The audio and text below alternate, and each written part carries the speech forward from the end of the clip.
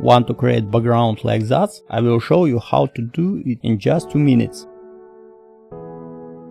Create Fusion composition, add to timeline and switch to Fusion. Add background node, connect it to media out and set the base color. Add second background node and connect a rectangle mask to it.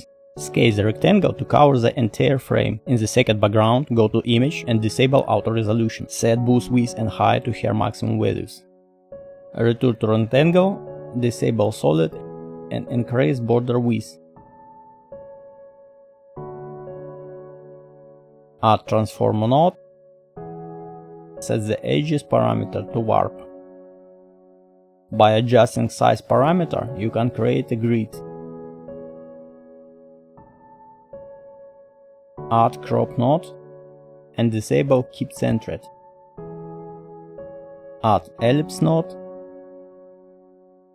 Set the size to 0.2 and position it at the center 0, 0. Duplicate ellipse using past instance. Connect it to the original. Right-click to the center parameter, choose the instance, and set the X value to 1. Repeat this process 2 more times to form a complete circular pattern.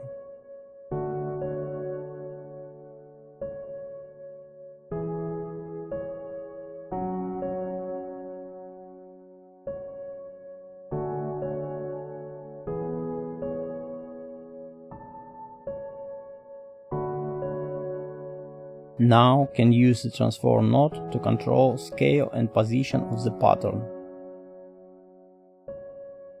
By adjusting rectangle and ellipse settings, you can create many different variations, or even build a symmetrical animated background.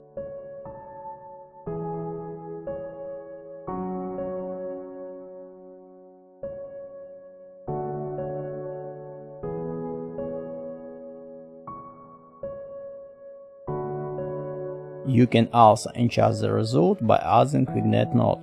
To learn more about capability of DaVinci Resolve, don't forget subscribe to channel.